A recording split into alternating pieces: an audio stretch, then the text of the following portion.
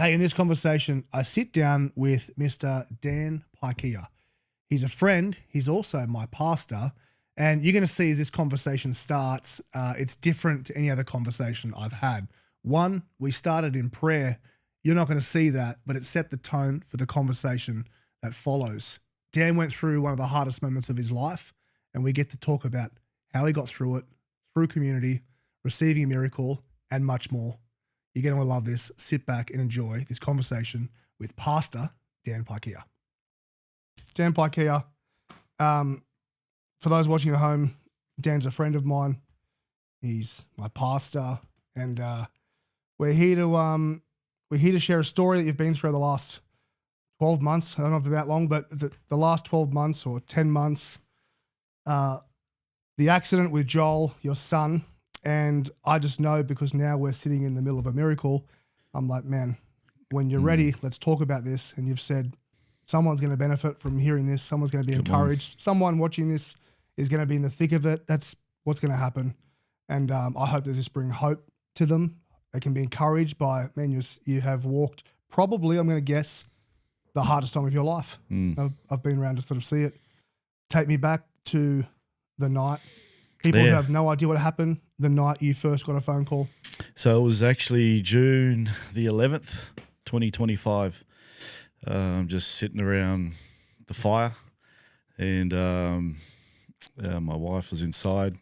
My daughter and my oldest daughter was out with her boyfriend, and I'm just chilling. Actually, I was waiting for Joel to come home on his motorbike, and he was out Uber delivering in the evening, trying to earn some more cash. Bit of a hustler. He's a hustler, and chippy by day, So I said to him before he left, the fire's going, come back, let's chill, hang around that. And I think it might have been around about 8:45, around there. Oh, actually, that was when the accident happened, about that time. But we got a call, or my wife did got a call about 10:15, I think it was. And they just said to her, you need to get to the hospital now. And then she's yelled at me from inside the house, and I'm chilling by the fire. Actually, I was texting Joel, earlier in the evening, and just saying, yo, where you at? What's happening? He's replying, and then it would have been about that 8:45, 9 p.m. time that he stopped replying, and I'm like, yo, what's up? Where you at? I'm getting tired. I actually wrote, I think the last message was, man, I'm off to bed, bro. Yeah. I'm out. And then, so Claire got that call, and then yelled out from inside, and I'm like, what's going on? And then that was the start of a pretty wild journey. And I remember it distinctly because my awesome wife had a jacket and was like, I'll take this because he might be cold, so when we come home we can put something on him. And I'm like, yeah, cool. And then we're in the car, and she's driving like a demon. Yeah, she didn't give a rip. I could tell she was edgy. My daughter's in the front, and I'm in the back, and I was actually just crying because something in me knew this was not good. So yeah, and then we got to the hospital, and it was all on 100 miles an hour. When they called you, their first phone call, what did they actually say to Claire? They just literally said, is this Claire Paikea? Is this the mother of Joel? And she said, yeah. And she said they were like, okay, you need to come to the hospital now. So obviously they don't do that if it's a chill, thing happening. So yeah, she was pretty, her, just heightened her senses, and then so it was, I just remember her yelling at me. What were you feeling in that car drive in there? Man, I was... And you had, from memory, did you say you had one of your daughters as well in the car with you? Yeah, my youngest daughter, who's almost 19, she was in the front passenger. Yeah, and you were in the back. And the missus is driving like a bat out of hell. And I just sat in the back. I think I just was feeling like, I knew it wasn't good because you don't have to be the sharpest tool in the shed because you don't get those calls for any reason. That's good. And so the feeling was, man, just let him be all right. Yeah. yeah. I was I'm a Christian, obviously. I'm Yeah. a pastor, so I was talking to the Lord, just under my breath, just saying like, let him be all right. When you get to the hospital, I can only imagine it's panic. I mean, just trying to find where to go. When you get there, who's the first people you see? You obviously, hey, we're looking for our son. What's the first conversation you have with someone in the hospital? The emergency. Everyone goes through emergency, so we walk straight in, and then there's those glass things that you talk to people. And there's a bunch of people. Triage area. Yeah. Triage, yeah. And then I think they obviously were expecting us because Claire just said my son Joel, and then they just jumped off the chair, opened these doors up, and then marched us into a room. Okay. And then it was, so we're sitting in this little room, and then kind of one after the other. This is all happening in fairly fast, like one doctor after another doctor after another doctor, and the social workers there, and they're just trying to help you process. Amazing people, and they just started coming in, like the orthopedic doctor, need to sign this form, okay. It's like the social workers talking to us, and we're like, what's happening? Is everything all right? But they're not actually answering you. And then it's, the gastrointestinal doctor, and we're signing that, and what's happening? Oh, and then it was the neurosurgeon, and then I think there was one other I can't even remember, but it was intense. And we're just signing these waivers. What are they called? Not waivers. Yeah, probably a like waiver. a consent form. Yeah, to say you consent to these surgeries, and so my wife is very clinical. Yeah. Like I'm emotional, which I'll be emotional in this. Yeah. I'm already trying not to, flip and bawl my eyes out. And I've actually, you can't see in the camera, I've got my son sitting over there, and I see him. Yeah. And so she's way more, and I'm so thankful for this, but she's just more clinical. Like she's incredible, by the way. She's So she's sitting there, and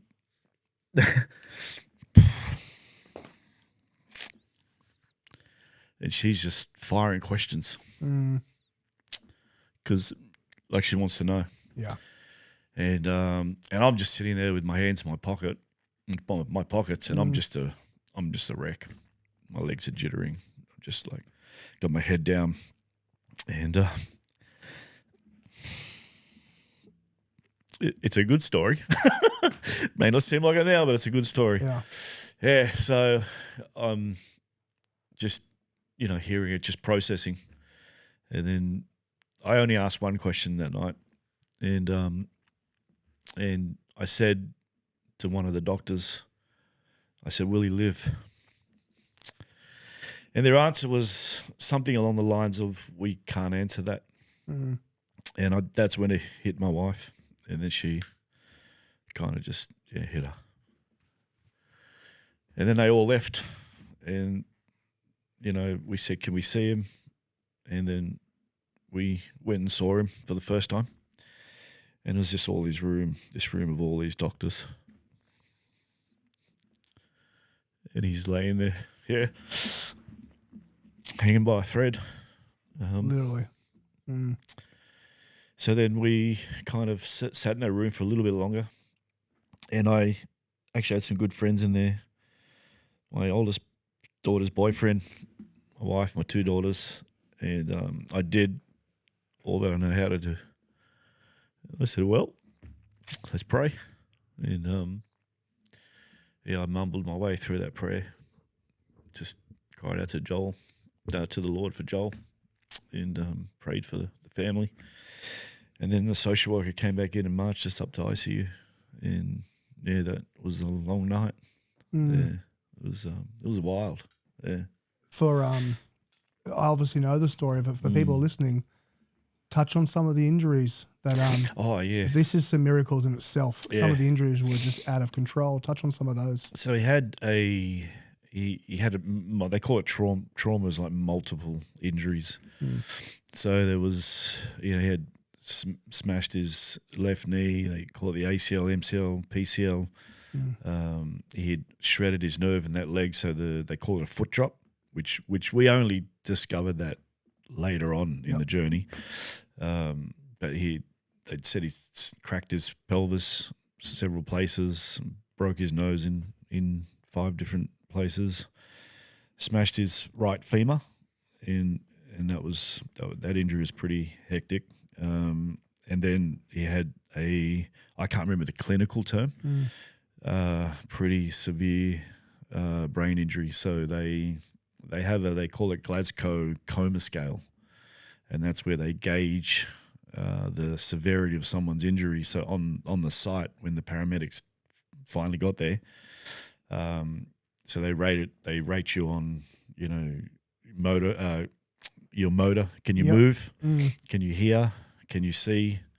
And he was a 3, so that's the lowest you can be. So he was out, he was gone, and so the injury to his brain was the primary thing, and so they put him in a coma, induced coma on site, and then they call it a code 1, I think it is, where they, the paramedic, you got the lights, the sirens, and they can break the law, like drive through red lights and speed to get them to the hospital, obviously safely. And so then that was probably the heaviest thing. And then we found out 4 a.m. in the morning.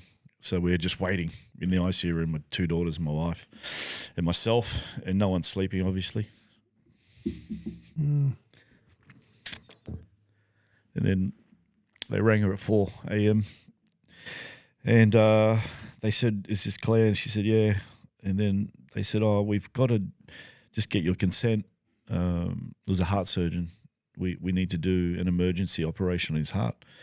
And then he said, "Oh, I'm really sorry. We don't actually need your consent. We're just telling you we've got to do this operation." So I think during that night he went through 4 different theatres. And it was 10, 12 hours or something. I can't really remember how long that was. And then, so then the phone hang up, and then we're just, what the heck happened to his heart? So, that one alone should have killed him. We found out a week or 2 later off the ICU doctors, he tore his aorta. And they grade them like 4 is you bleed out on site, you're gone, and his was a 3+. Yeah. But they found it about 8 hours later, because that was 4 a.m. in the morning. The accident was about 8:45, 9 p.m. And that was just, I guess, on all the injuries that were going on, somehow they missed it, but they put a stent in. And so that was wild hearing that, just that one thing alone. Yeah. He was well into a 3+, and so he should have died from that, but he was kept alive. It was a lot going on. We're going to come back to it later, but there's a little bit of a story about, I think he was one of the surgeons, but no, he's a surgeon, but the guy who was actually on site, one of the first guys on site who was... Oh, yeah, the plastic surgeon. The plastic surgeon. I'll make sure we come back to that and mention it later. Nice. I saw you guys the next morning, basically the first morning. It was rough for everyone in the room because everyone loves you and your family, and we're so used to leaning on you. We're so used to going, Dan, help me with my marriage, help me with this. I was there I think I got a phone call at 6 a.m. from one of the boys, from Sam, was crying. He was a wreck. It was like, Joel's been in an accident.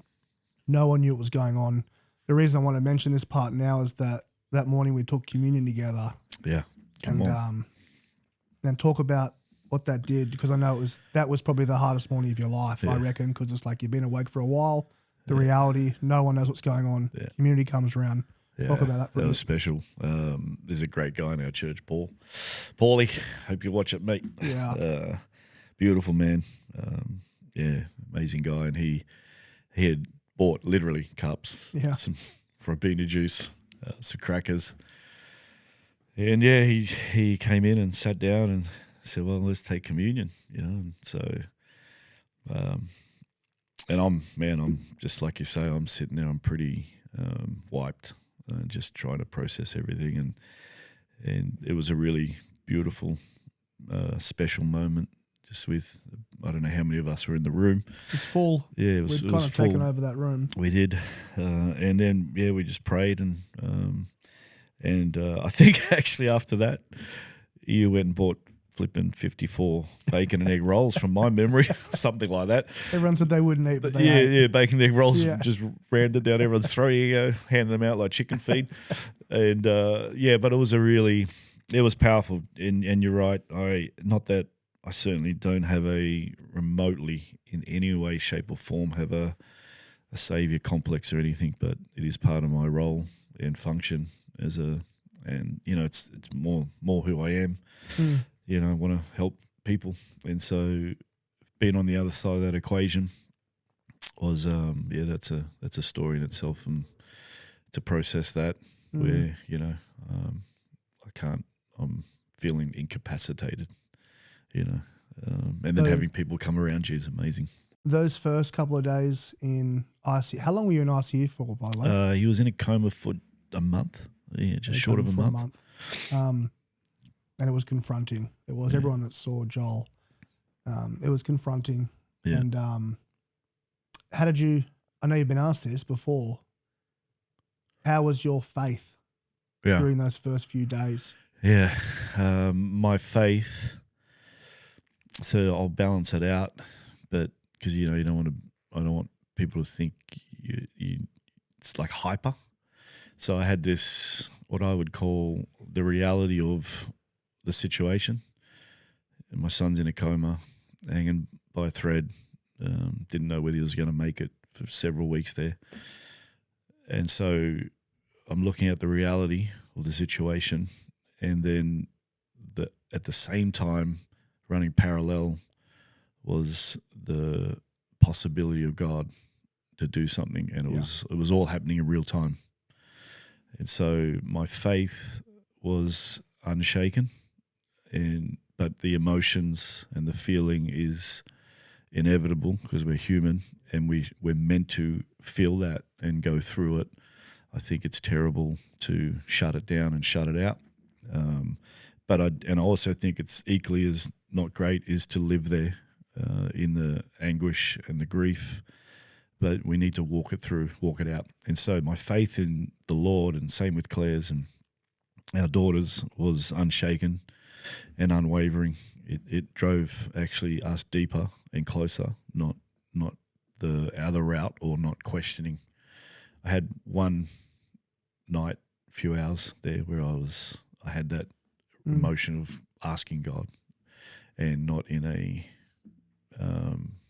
respectful way, because I was angry. But it was literally probably a few hours in one of those evenings just by myself.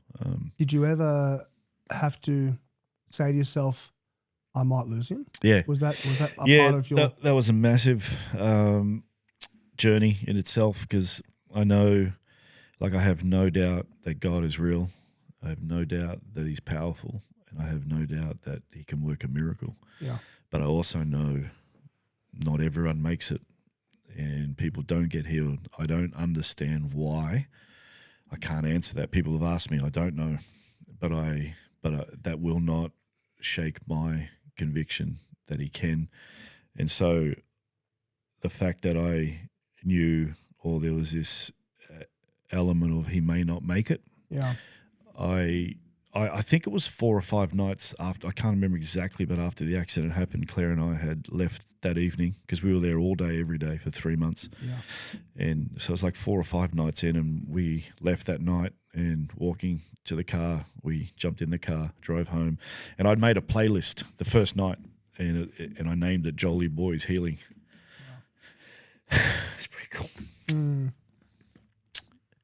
And I think it's about 9 hours long. So I just sat there through that night, just got nothing else to do. So I just made this playlist, and that was playing in the car every day on our phones. And so on the way home, that fourth night, whatever it was, I'm crying, she's crying, and that, our music's on, the worship. And then this thing was in me. I'm like, man, I need to talk to my wife about what I was feeling, and through my pain and my tears, I said to her, if Joel doesn't make it, we have to be okay with that. Yeah. And I said to her, we have to keep honoring the Lord and keep serving Him and His people. And this is through my tears. It was worse than this, trust me. And she's, howling. And her answer to me was so beautiful. She said, I know. And she said, and we will. Mm. And so we kind of wrestled that out. And I had another really potent moment a few weeks after where he was still on a knife's edge. And yeah, I just... for people watching, this went on for weeks and weeks and weeks that no one knew if Joel was going to wake up. Yeah, all that. And anyone who's been around a hospital system knows that they're not exactly all about prayer. They're quite clinical and cold, and they generally give you the worst news all the time up front. How are you dealing with, being a man of faith?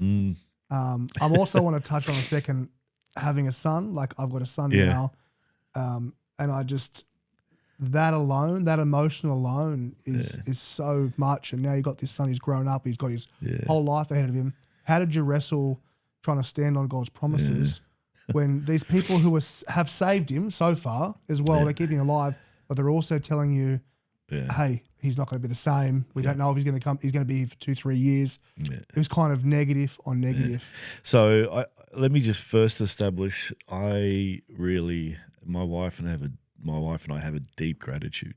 Yeah. And I think they are incredibly amazing people, gifted, talented, smart, and they do care. And they are trained in a certain way to give you the worst case scenario. So that's the context. So I don't want to write them off in that sense and go, well, yeah, they know nothing. They're annoying. They're phenomenal people. But wrestling what you would hear daily and my faith, like our faith, to be honest with you, I found it very grating to my soul, because they would do what they call doctor's rounds, and they would come around in the morning and go to all the patients. And there was usually like 10, 12 of them, and they would stand, around the room, and they're doing things and looking at Joel, and there's someone on a computer, and about 3 weeks into it, I just was frustrated internally, and I had, because I wanted to say what I wanted to say, but I just didn't. I suppose I didn't have the courage. And so about 3 weeks in, I woke up that morning, I'm like, I'm done. I'm going to tell them today. So they came through and did their rounds, and we're standing on the side of the bed. Joel's still in his coma. So we're on next to the bed. He's right there, and then the doctors are standing around the door. Claire with you? Yeah. And they said they did their assessment, usual, not great hearing things. So they said, "Do you have any questions?" And I said, "Well, I don't have any questions, but more of a statement." And I said, firstly, I want to say my wife and I are deeply grateful for you. Your skill, your care, your concern. Man, we're thankful you're keeping this kid alive, our son. And then I said, now having said that, what I'm about to say probably means nothing in the medical world, but we're Bible-believing Christians, and there's thousands of people praying for my son around the world. And I said, and he will make it, and he will be okay. And yeah, for me, I just needed to put it out in the ether, out in the air, because in some ways I was pushing back on the diagnosis and the reports, and it was look, I think it was necessary. I don't know. I just think I needed to. And so, I'm sure they had looks on them. They were very respectful, because they have to be. And then this is in my mind anyway. It's probably not accurate, but I just kind of just heard that computer, the keys punching real hard with this person. Yeah. And my mind was like, religious nuts. Yeah. Keep away from this family. Bang. And so they all left. And then pretty much from that day forward, I would reiterate that to nurses to doctors to physios to anybody, but always prefacing it with we're so thankful for you, because we were. I was privileged to hear it once. Oh, did you? Yeah. Oh, yeah. I didn't.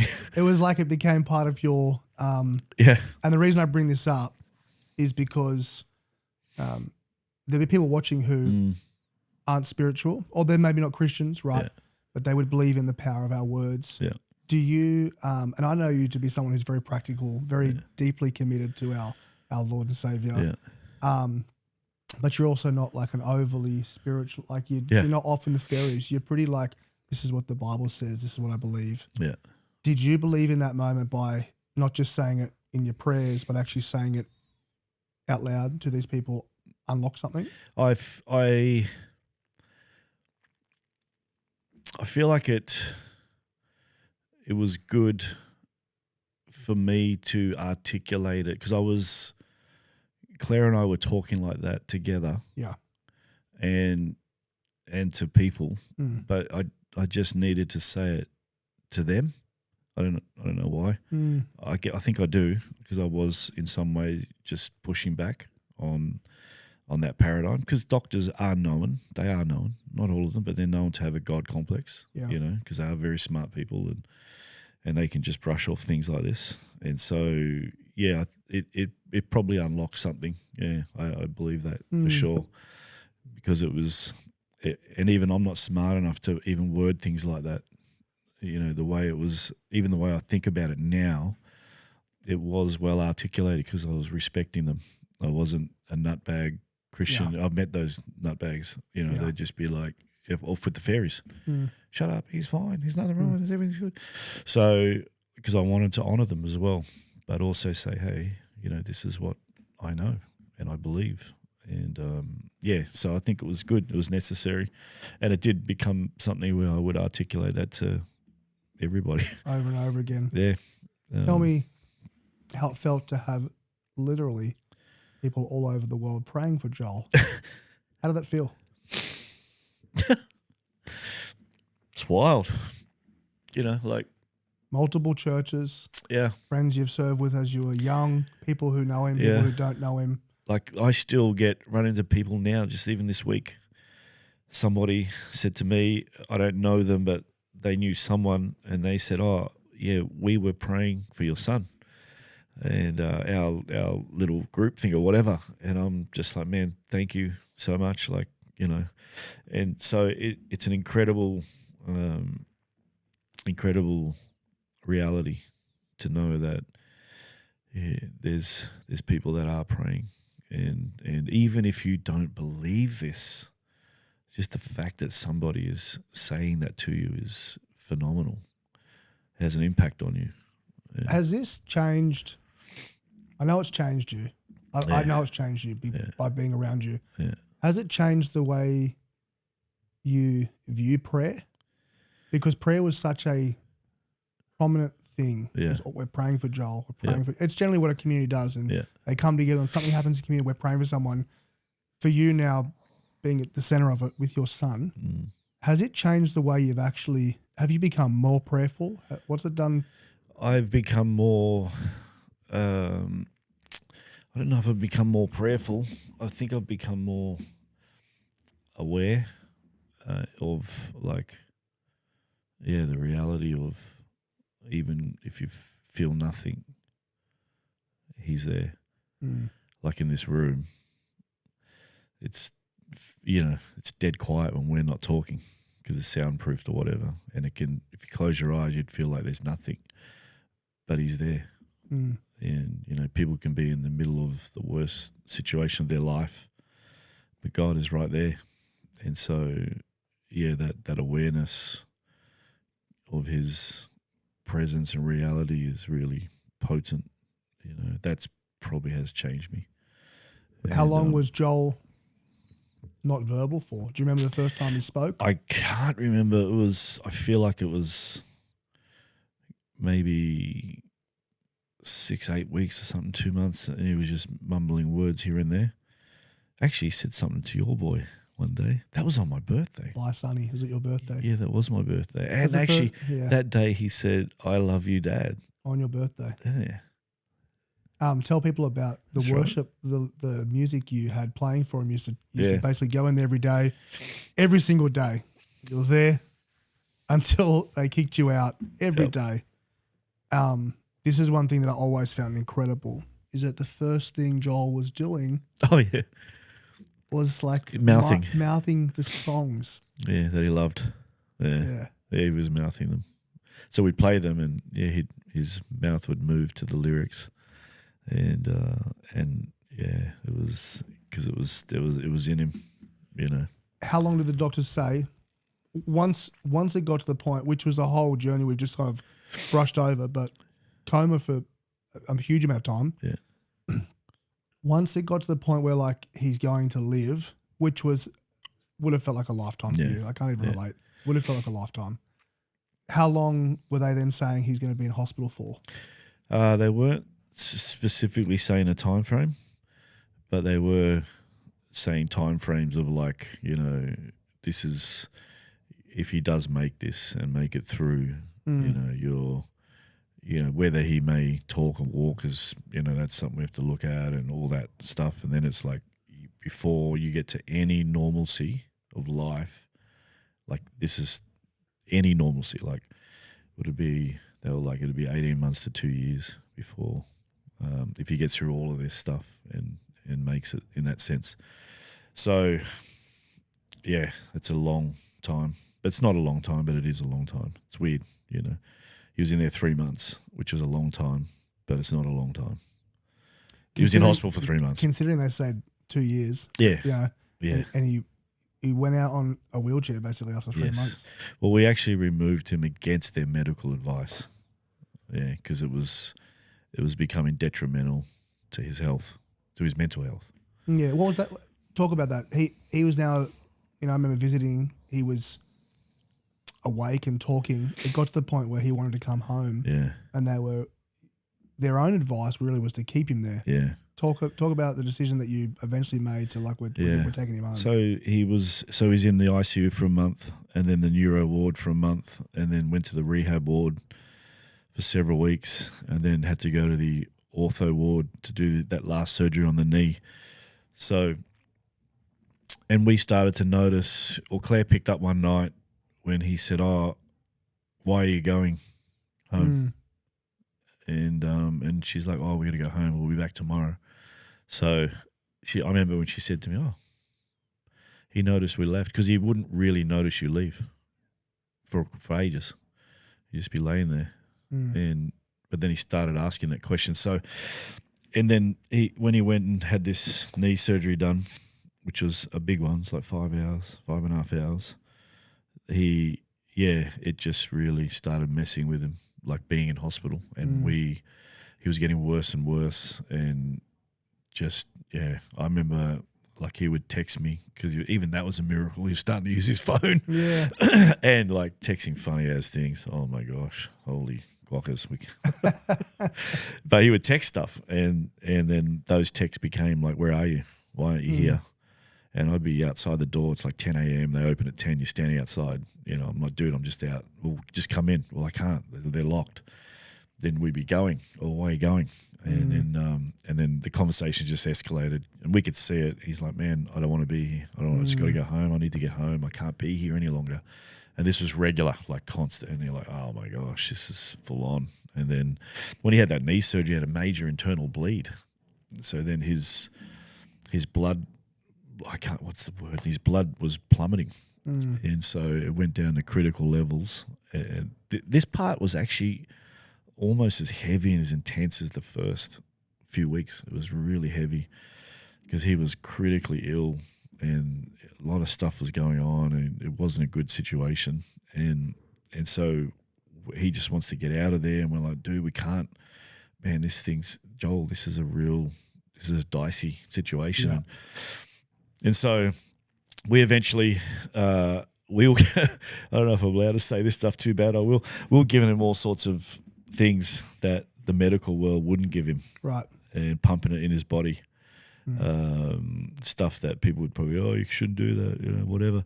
But man, it was just like, nah, this stuff that they're trying to ram in his throat is not working. So Yeah. I had like timers on my phone, Mm. and I would punch this stuff in and all sort of like just taking this, take this, take this, take, and then his blood started going up. So eventually we said, look, we're going to take him, and then they said, don't do this. This is a very risky situation here. This can go bad real fast. And so, you feel that fear of like, oh my gosh. So I said to one of the doctors, all right, but the only way this is going to work is if I'm staying in this room or my wife is staying in this room. And I don't know who you need to talk to, but that needs to happen because he is not doing well in multiple areas. And I could, and Joel's in the bed and he's just looking at me like crying. Oh man, I'm going to go, Dad. Mentally, you're talking about now. Yes. Yeah. So he went away and came back like, I don't know, an hour later, must have pulled some strings because they don't normally do that. Not at all. So they let us stay there. So that we stayed there, I think 5 nights. We took turns. And actually, I think Claire might have stayed more. It was a nightmare. Man, hospitals are pretty full on to stay in. So after that 5 days, I said to them, that's it, we're out. And then they came in, again, nice, lovely people, neurosurgeon, bunch of other doctors, and just applied a lot of pressure on me to tell me that you shouldn't do this. And it was heavy, like because they're the experts and they're smarter than me. I'll admit that, a drop of a hat, and they know these situations.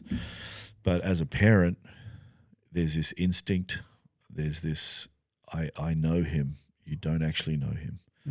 So there was this hour-long meeting roughly, and they're just standing there. I'm sitting next to Joel's bed, and they're just giving me all the reasons, and I'm pushing back. And eventually, they said, "Look, you don't understand how risky this is. This is a risk that if you do this." And I said, "Look, no disrespect to you guys at all. What I'm about to say, no disrespect." I said, "But you come in here to this room or to the rooms my son's been in for 5 minutes every few weeks, and then you disappear." I said, "You don't know him. I know him, and I'm his father, and I need to get him out of here." And then they would push back again. And, you've got to understand, all that spiel. And I said, okay, just stop there for a minute. Every surgery you guys have done, every surgery, what did we do? And they just looked at me. I said, we signed consent forms. Why do we sign those consent forms? So the risk is ours. It's not yours. Yeah. Today's no different. I need the forms. I'm signing them, and we're taking him out. And they knew that we weren't changing our mind. And so, yeah, it was, I'm glad because it was the right decision. And to be honest, one of those doctors was very snarky, and I did want to tell her some stuff that was not Christian. Yeah. Tell me, I saw there was a photo in the paper or something when Joel actually met up with some of the ambulance guys. Oh, how good. Tell me about. Yeah, how good. Tell me that little story. Yeah. They were the guys on the scene that night, or? Yeah. So they, there's so many, in the whole story, there's an unbelievable amount of like markers of like, man, that cannot happen without a supreme being. And we would say that's Jesus, that's God. It's impossible these things can happen. And so one of them was the paramedic. His name's Ricky, and he was on the site, and 2 other guys, and they're keeping him alive. And so he knew a couple from our church. Okay. And they knew him. And they had told me, this couple from our church said, one of the paramedics, we know him well. Wow. And I said, man, I would love to meet that guy. And so we went to an event, a real estate thing that we got invited to, and he was turning up, and he was there, and I met him, and we sat down and we talked, and it was amazing. And he, I was emotional because I'm like, man, this dude kept my boy alive. Yeah. And he's got kids, and he's crying, and so I said to him, look, I would love to meet the team with my son, my wife, my family. Can we sort that out? And so he said, man, that would be amazing, because they don't get that very often. Yeah, they don't get the good stories. Yeah, they much, work no. on someone they don't hear most time. A lot of times they die. They just don't hear the good stuff, and so they organised it. And we went to a place here in Mudgee Bar on the Gold Coast, and it was amazing. Like, just really beautiful to see these guys, shake their hands, give them a hug, tell them thank you. Amazing for them to see Joel, because 3-4 months after. yeah, because that was last year. Did they say, or did they allude to the fact whether they thought he would live or Yes, not? bro. Yeah, they said. So what happened was, when I met Ricky, the guy, because by the way, he is a man of faith, loves the Lord. Right. So he's praying for Joel. So he said to me on the first time I met him, not when we all met together, the first night I met him at that event, he said, "Man, I hope you don't find this offensive." And I said, "Bro, you say whatever you want. I'm all good." He said, "But I won $20 on the back of Joel." I'm like, "Mate, how'd you win $20 on the back of Joel?" And he said, "Oh, the other guys he was working with, his mates, said, because they're doing this thing, they're trying. They said, this kid's gone. He's not going to make it. There's no way this kid's making it, just based on all the injuries." Yeah. And then he said to them, "No, this kid will make it. I'll bet you $20 he makes it." And that's how he won $20 in the back of Joel. And the great thing was, when my boy met him, Joel's like, "Man, the one mistake you made is you should have put your faith, put your money where your faith is. You should have made more money." Yeah. And Ricky loved it. Ricky was like, "Oh my gosh, that's a great line." We actually took him out for dinner as well. Oh, that's Joel and amazing. I, just took him out for dinner, and it was special. I've heard paramedics and even police officers and stuff talk about, that might sound a bit cold to some people, but it's actually how they deal with trauma. Yeah. So that's what Ricky said. They have to be very. It's literally how they process, and they say things and do things. But that's why I was like, man, I have no judgment here, man. I'm glad you won $20. How So good. that was one of the markers where the injuries, even going back to having, what people have to understand is Joel was lying on that road probably for a while before anyone kind of turns up as well. Yeah. It doesn't happen. Yeah. And his aorta's been ripped, which is torn. incredible in itself. Plus the brain injuries. Let's also touch as another marker, the surgeon who rocked up, who happened to be a believer. Yeah. Talk about surgeon. He was a plastic surgeon. And so was he on his way home from work? Yeah, from where he just done something like a 10, 12-hour day or something. Plastic surgeon. But he pulled up, and so there was this is another amazing thing. There was a guy that was there who took some film footage and actually posted it.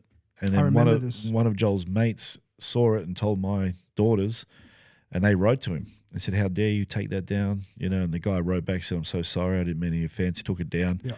So months later, when the dust is settling, I've contacted that dude. Like, I'm not on social media, but I jumped on, found him, wrote to him, gave my number. So he rang me and rang me back, and then so I met up with him. Oh, you wanted the footage, or? Yeah, I wanted the footage. Yeah. I told him straight off in the message, I'm not angry about you posting a photo. Yeah. You were there, you took footage. I'd love to get a hold of it. So he sent it to me. Wow. And then what happened was so we got the footage and we're watching it, and we've watched it a lot of times, and we paused at one part of the photo because it's got the plastic surgeon's face there. He's holding Joel's hand, his pulse. And so we paused. I took a photo of it. And then one of the police officers said to us that there was a plastic surgeon on the site, on the scene. And so then Claire's on good old Google, plastic surgeon, Gold Coast, searching around, then found this website, scrolling through the staff, and found, because he owns his plastic surgery on the Goldie, found the photo. Then we put the photo we took from the film, put that next to his photo, and we're like, that's him, 100%. Wow. And then I rang the office and said, "Hey, this is a random request or a random thing, but look, my son almost died, and Dr. Dillip is his name. He was on the scene, and we just want to come and say thank you." And she was like, "Oh my gosh, this is amazing! Wow!" And then we organised it, and we went there, and that was pretty special. So he was he a believer? He was a believer of sorts. Right. Yeah. No, I wouldn't say he was a believer in Jesus. Right. But he had a faith. Yeah. What did he say to you when he explained the scene? Did he give you any sort of context on what it was like to be there? Did he kind of tell the story? What did he say? He just said it was pretty horrific. He actually couldn't remember a lot of the details, and so I sent him the footage with him in it, and then he wrote back to me and said, "Oh man, it's all come back to me." Wow. And so yeah, we hugged him. You know, Joel hugged him, my wife, me, and he actually gave Joel a really nice, beautiful gift. Joel gave him a card and stuff, and it was Tommy Hilfiger. You say Hilfiger? Mm. Yeah. Watch. With a beautiful card that he wrote on, and really amazing. And so, yeah, that was a special moment. So we've basically gone back to thank everybody that was involved, including the ICU doctors, a couple of weeks ago, and just to express our gratitude and also to take Joel in, and in some ways to say, I told you. Yeah. I told you he'd make it. Going back to ICU, tell me about some of the people you saw coming through ICU. Oh my gosh. Because you were basically living in there. Yeah. What was it like spending... It's such a bizarre world because I'm sure you have, I've heard of ICU since I was a kid. ICU, intensive care unit. Yeah, all good, whatever. But it wasn't obviously until this whole thing happened to us as a family, the weight and the stress and the grief and the pain of that waiting room, because nobody is in there for good reasons. Yeah. Everybody's in there because it's in the name, intensive care unit. And they have one nurse who is with the patient 24/7. They can't even leave the room to go to the toilet. They have to get another nurse to come take their place. Then they go to the toilet, and then when they come back, that nurse leaves. And so nobody's in there for a good reason. And Claire and I, you know, it's the grace of God that, and that can be a cliche, but it is God's kindness and grace that He has extended towards us over decades now, that we found ourselves in that waiting room surrounded by people that are hurting and grieving. And so what's in us, you know, what's in you comes out of you. And so we just kind of in and amongst our own pain, our own grief, our own challenges, we prayed for every single person we came into contact in that place. And then we even forged friendships in there that we still talk to people that we met there back then, taking food in for people, you know, just serving as best you can, even in your own pain or whatever. And so, yeah, I went to a funeral during that time for a guy whose dad passed away, and I still keep in contact with him. And so, yeah, it was amazing, you know, just being able to, it is an amazing thing to be able to help, you know, when I say help, you know, maybe encourage someone in the midst of your own grief. And to be able to do that is really, it's amazing and it's special. And because nobody's adverse to it, mate, everyone in there, man, their loved one is hanging by a thread. So they got nothing else. And man, I just remember I'd look over at Claire and then she'd be with some lady just praying for her, laying hands, and the lady's crying, and then next you know she's bringing her food and stuff. It's amazing, man. Like, but I found that very intriguing, that whole place, because it's the ICU is a really horrible place, but it's also really beautiful because they're fighting for the lives of people, and it's a revolving door. So, you know, we've been out of there since September. What are we in now? February, coming into March. But people have been going in and out every day since, and people haven't made it. Like a good friend I have, Ross Abram, great man of God, great family on the Gold Coast, started Elevation Churches. His son died in 2024, scooter accident. I met him through that journey. He reached out to me, and what a great blessing he's been to me, like to us as a family. And was Ross doing the care packages? Correct. Beautiful Crazy. We got one of those. Yeah. So we had so Ross and his lovely wife Kathy, their son had the scooter accident, cracked his head 4 days later in Gold Coast Uni. 4 days later dies. And so they started this charity because when you go into that environment or into this world, Of ICU. of ICU, blur. you're just so Yeah. like I touched on it when we first started. Mm. Claire took a jacket. This You is don't how know. ignorant you are. Yeah. We just didn't know. Well, she's like, as a mother does. Yeah. Like I didn't think about that, but she's a mother. Oh, he might be cold. It was Yeah. 3 months after that night that we left that hospital with him, Mm. and so it's just a world of.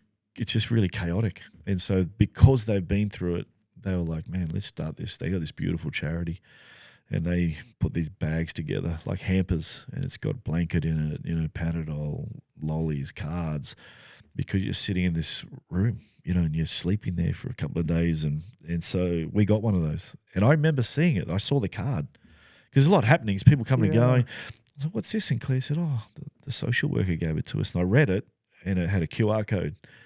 And I said to him, I'm going to reach out to these people when this is done, just to say thank you. And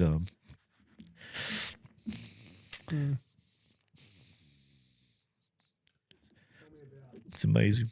For people watching, tell me about marriage through trauma like this. I know you guys had a conversation early where it was almost a commitment to each other and to God. Yeah. But we all know that you can say one thing in a moment, but the reality is walking it out every day. Encourage those at home of what you can get through if both sides are committed. Yeah, look, I have no doubt, like, Claire's grit and tenacity, because she is very much like that, really helped me walk it out, and my, conviction and passion, whatever you want to call that, would carry her, and so we were always in it together. We never were at each other. I'm not. I know every situation is really different. Really different. So it's not like because I was about to say I don't know how people can go at each other, but I understand the trauma of life and things that have happened and fractured relationships and So, but for us, it was like we understood that I needed her and she needed me, and then we needed the body of Christ and the people around us. So for our marriage, it certainly didn't take away from it. That's for sure. It only forged it and strengthened it, and I have no doubt, because Claire said the same thing but different than I said when it came to Joel. She said to the Lord, and this may sound callous, maybe harsh, and if someone does hear it, if it comes across like that, don't take it this way. But she said to the Lord, Joel, like, my son's a good young man, God. He's not perfect. But she said, if he's going to live life on the sideline, because they were talking about, vegetable state and all that. If he's going to live life on the sideline, it's not who he is. And if that happens, then Lord, it's okay, because I know he loves you. I know he has faith in you. And so take him home, and we'll be okay. And I look forward to seeing him when we pass. So I say it sounds harsh because you're like, why would you say that? But she was just expressing her emotions. Because Joel has a zest for life, and if that was a reality, she's like, no. So it sounds harsh, I guess, but it's not harsh. It's full of faith. Yeah. It's actually full of faith, because it's kind of like, I know the life. Yeah. I know the plans you have for him are good. Yeah. And he's going to be a great father. We know that. All he wants to be is a dad. I know. He's going to be a great father and husband. It's wild. And it's kind of like, and anyone who knows Claire she's so incredible. Yeah. But such a strong way to say, hey, he's going to come back 100%. Yeah. And she also kind of knew that somehow too. And and I think, it's I like, even going back to Ross and Beautiful Crazy, I had coffee with him lunch one day, And I just said to him, because at that point Joel was out of ICU. I think he was in the neuro ward. And I just said to him, man, Ross, I really respect you and Kathy. I don't really know Kathy that well. I said, but just your journey of you lost your son this side of eternity. Um, Joel's still here, and he's going to get there. I just don't know, man. How you've handled that is amazing. Like, man, wow. Yeah. What a man of God. Never lost his faith. Neither of them. Yeah, they've been through hell and emotions, and he just said to me something really powerful. He said, Dan, my grief and my trauma is just different to your grief and trauma because you've still got to walk this out with Joel. And I was like, yeah, that's true. It's different. How did you lean on an eternal perspective for people who struggle in a world that is, and for people watching who aren't believers, like we've kind of reiterated, life is hard. Yeah. It's still hard when you're a believer. Yep. How much did you lean on having an eternal perspective to get you through moments? It is a amazing thing. Like, because there is no way that we are a product of evolution or a Big Bang theory. The body and the human makeup is too complex. Everything leans towards an intelligent design. Yeah. And it is insane to me to think that we are here for X amount of years and then nothing. What a horrible existence. But this conviction of, no, there is an all-powerful being. Yeah. Who is literally the ruler, who is king of everything. What a great encouragement. And even if I'm wrong, I'd still rather believe that than think I'm going to some nothingness. What a horrible thought. So this reality for me, this conviction of, life is not the end. I have a body, this shell. There's this soul which has my emotions, my will, but then there's this spirit that every single person has, and so that spirit will live forever. And so I look forward to that day. So eternity, in the sense, that's why I guess I said it briefly before. 3 months in hospital is long but not long. 8 months of walking this out is long but not long. I literally said that to Claire. I'm like, man, it's been long, but it ain't that long. Yeah. It's because there is this anticipation of, like, man, life is short. Yeah. But one day I'm going to spend eternity with my Savior and my Lord. And what an awesome thing that is. What a hope that I have. What a hope that you have. Imagine not having that. And, incredibly hard. Yeah. Knowing what you've been through, looking back, praying for a miracle, but also, I don't know if the word is you kind of consulted, but you went through this process where you kind of sat with the Lord and said, if I lose him, I still love you. Yep. You went through that process. Now receiving the miracle, how much has gratitude and thankfulness changed or deepened for you? Yeah. Well, first of all, is this the biggest miracle you've received? Oh, I don't know. Possibly. Because I've had a lot of them. True story. Yeah. Just different. Really different. And but yeah, I think the gratitude thing, this is what I'm about to tell you is amazing as for my own heart. So the Sunday after the accident, so Wednesday was the accident, I was back at church Sunday, and Claire was like, oh, let's go, babe. She's like, I can't do it. I'm just not there. And I was like, cool, I get it. So she went to the hospital. I went to church, and everybody knew, and because of what I do, people, and we're not talking, it's not like a massive church, so it's, a few hundred people or whatever, but people knew. And so I knew that I was going to be bombarded and Christians say dumb things, like I've said dumb things, and so my way of navigating that was, well, they just care. They just care. That's my back of my mind, because I knew people were going to say dumb things, and I probably want to punch them out in Jesus' name, of course. Yeah. But so I navigate that by knowing they just care. That's it. So anyway, I went there, and I went to the front, and I just sat down, and I was a wreck. Like, I was just, and then a few people came up to me and just gave me a hug, and then we sing as we do, and so this is leading towards this gratitude thing.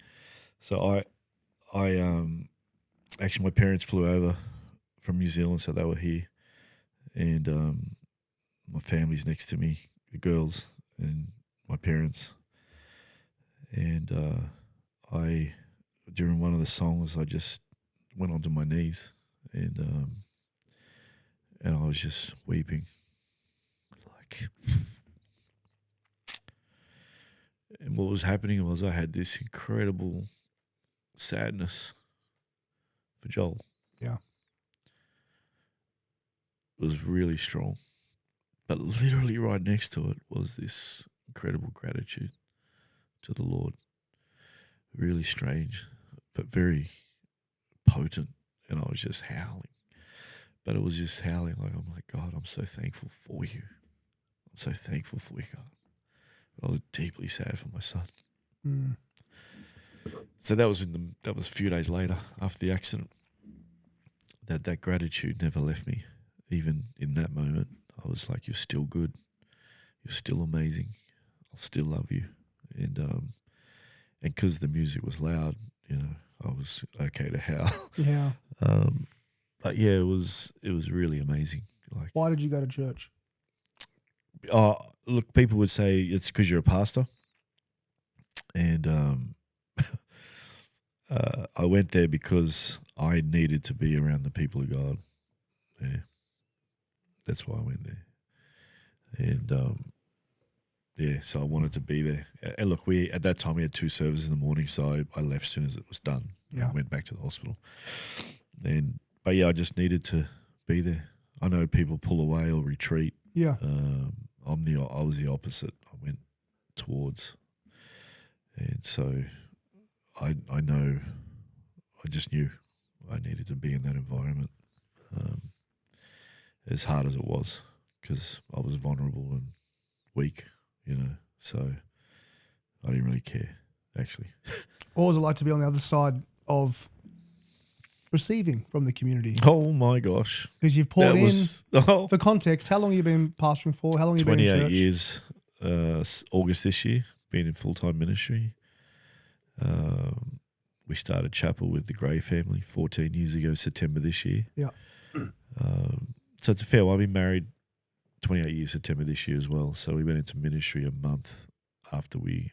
what a way to enter your marriage. Yeah, I know. I don't know if I recommend that, but we got through it. Yeah, tell me what it was like to be on the receiving end now. Yeah, it was pretty hectic, to be honest, man. Like, I struggled. That was just my pride, because the outpouring of, and I understand it, like Claire and I understood it, and I hope this doesn't sound arrogant, but we have poured our life out, for 28 years. Of course. Just serving people, visiting people in hospital, praying people, leading, whatever. 28 years of just giving, and so being on the other side of that equation was very strange at first, and I struggled hard because I was my pride, but it was absolutely out of control, like in a good way, the outpouring of love from prayers, messages, phone calls, money, food. We have these what they call food trains. Food trains. When people have babies, Jordan's on my left, he's gonna have a baby soon. There'll be a food train set up to help, cook. So they have to cook meals. Man, we actually stopped it after a while. Like, guys, thank you, but I got like, man, I could turn this my house into a restaurant, start selling food. And so, yeah, it was very, very amazing. And Claire and I did say several times, man, imagine doing this on your own. And there's people like that in the world that just struggle through stuff. We had myriads of people helping to carry us, and it's really amazing. Like, I've always known the beauty of the church, not as perfection, because it's certainly not, because we're in it, but I've seen the beauty of it for a long time, and in a lot of ways, since that June the 11th and the rolling into Christmas last year, I'd felt the full force of that, like I'd never felt it before, and it was intense and amazing. Can I ask you what you've learnt that might be profound, or through this process that might surprise people, whether it's around the trauma, your marriage, your faith, your friendships? Overall, is there something that stands out that you've learnt through this that you're almost thankful now that you're on the other side of, one, knowing that Joel's here and he's alive and he's well? And is there something you've learnt that has stood out? And the second question to that, as you think about it, is there something you, looking back, would do different going through this chaotic time? Something I've learnt. Oh man, I feel like I've learned a lot of things. Has it changed you as a father? I hope so. I feel like, look, if I was to be honest, I feel like I might have, and I've articulated this to Claire, I feel like I might have not done super well with my girls walking it through. Okay. If that makes sense. And I've had little convos with them as well. And they're fine, but just my own sits in the back of my mind. Yeah. Because it was Hard on them. fairly all consuming for us, but very difficult for them, and our time and energy was being poured into there. What have I learned? The reason I ask that is because as a father, things I've looked back on the time is sometimes when I was younger, the way I fathered to how I am now has changed based on, I almost took things for granted. Yeah. When I was younger, I just took things for granted. Yeah. And I wonder, when you've been through a trauma like this, do you look back and you almost, it's like a reminder, like nothing's guaranteed. No. Tomorrow's not guaranteed. I think maybe I'm more intentional. Yeah. With things. Like as you know, your kids are, your wife is like the pinnacle, your most precious. Yeah. And then your children are, like that's your world. Like my life, I couldn't care less if people know my name, and I really mean that. I think you know that. I don't like doing things. I don't even like preaching. No judgment, please anybody. But if I could not preach, I would not preach. I do it out of obedience. I don't care to have a reputation. But significance for me would be, I'm married to Claire to the day I die. Yeah. And that my children still want to be in my world, even when they're getting married. And that to me is really significant. And so, your kids are the most precious things. And so if I think about like the situation with Joel, he's my son, and he always will be. But he's also literally one of my best mates. Yeah. So in some ways, I felt like I was losing both. Yeah, so it was pretty wild. Give an update to people watching. Yeah. How's Joel doing now? Oh, he's a stingray-looking dog, mate. Yeah, that's his words. Your stingray-looking dog. No, he's doing phenomenal. Does a lot of physio, OT, exercise physiologist. OT is occupational therapy, speech stuff, and chiropractor stuff. He's been going back to work, a few days here and there in between all of his appointments, and so he's doing a lot of work getting back to full strength, full health, and but he's doing exceptionally well. His brain is healing more and more every day. Yeah. I wish I could tell you the clinical term, because people could look it up. I should have looked at that before I came here, because what happened on the inside of his skull, that the brain rotated Oh, wow. and yeah, it's pretty hectic. And Mm. so So it's a swelling on the brain it's the actual swelling, right? That yeah, over time they need to come down. yeah. So I had to put a probe in his brain, Mm. and then they were talking about cracking the skull, but I'm glad they didn't, because that's like another level of like, oh my gosh.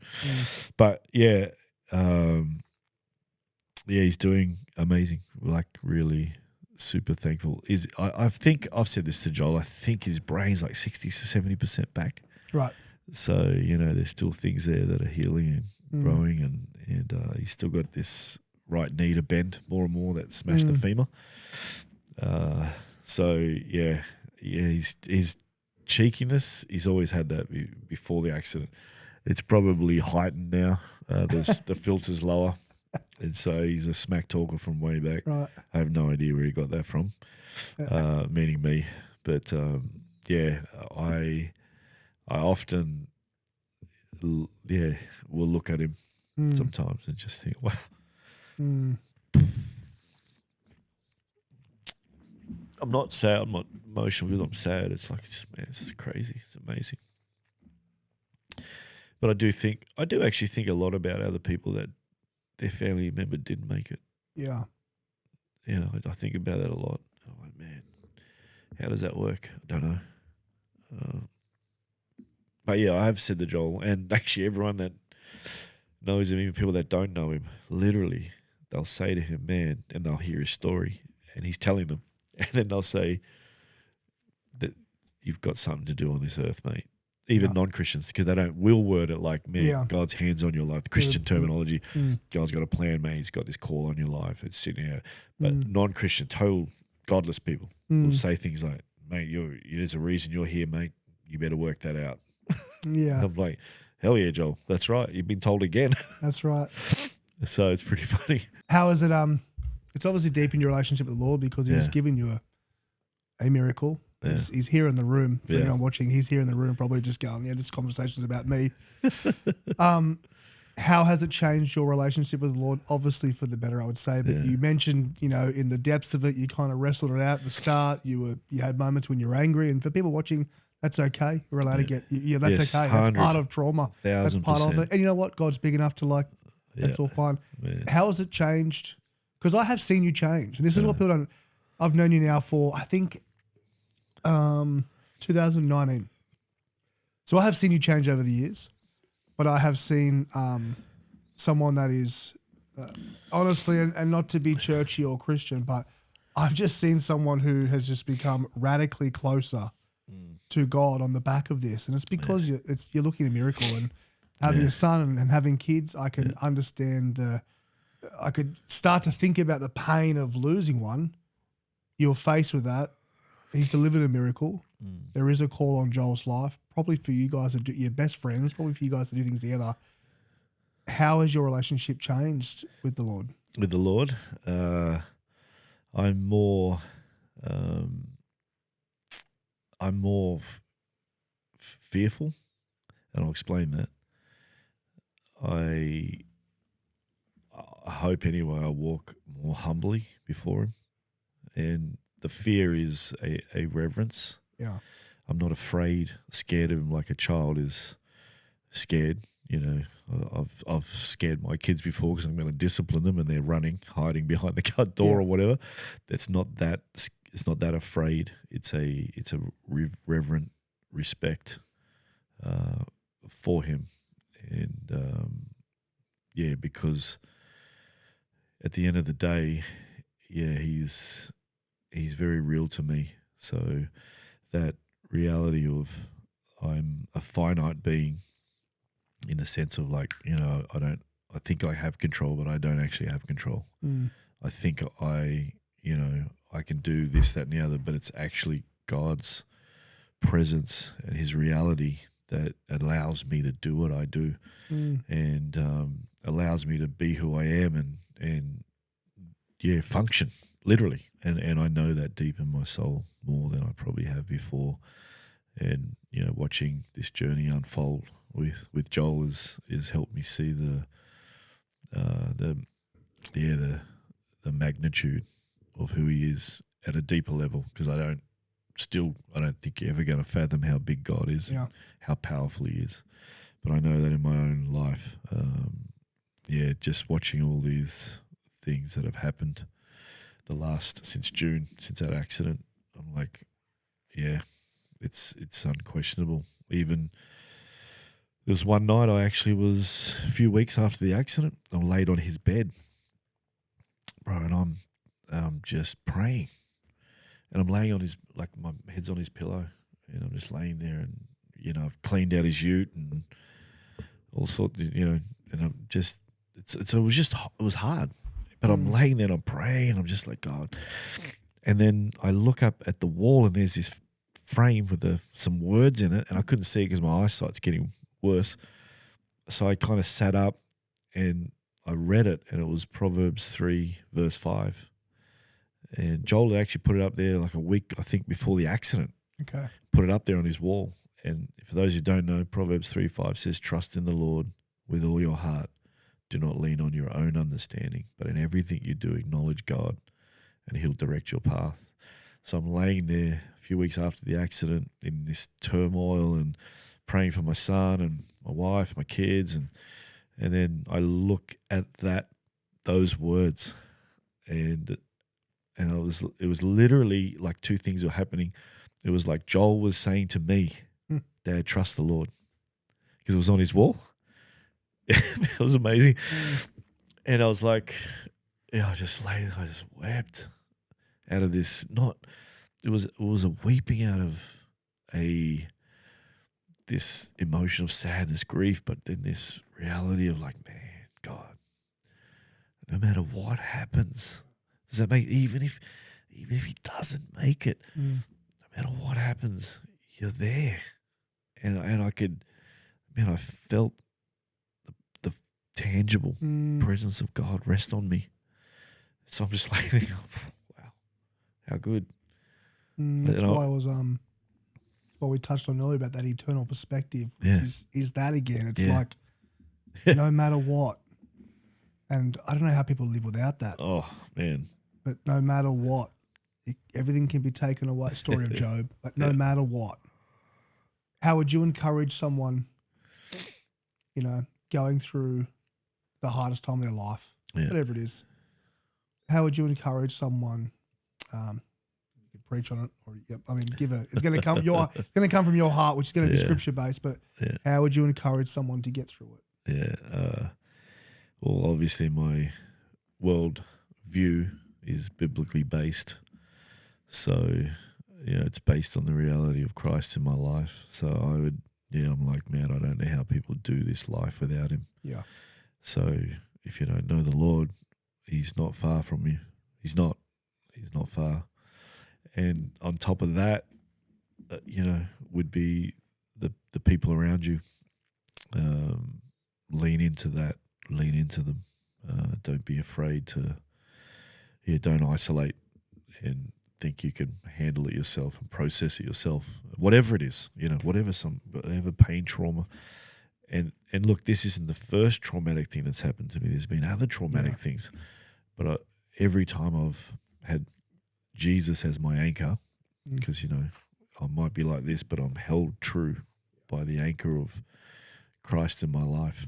And then it's been the people around me, good, godly people that that have encouraged me and lifted me up and carried me. And so those sort of things for me they're not just some sort of whatever.